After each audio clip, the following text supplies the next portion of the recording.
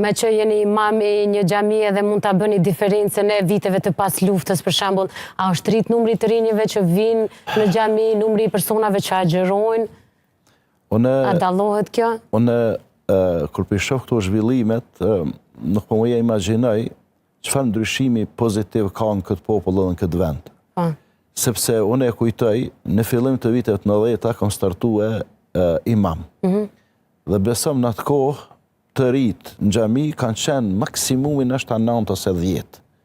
Edhe unë, kur hypshëm aty në ditën e xumës në hutbe, ai veni ku mojmë atë ligjëratën e javës, atë mesazhin e javës, u mundojsha me u fokusu, me u përqëndu të këta pak djemë që ishin të rinë në xhami. Që me trashëgur. Po, se me jafru pak edhe me ndijat atë ngrotësinë aty brenda xhamisë.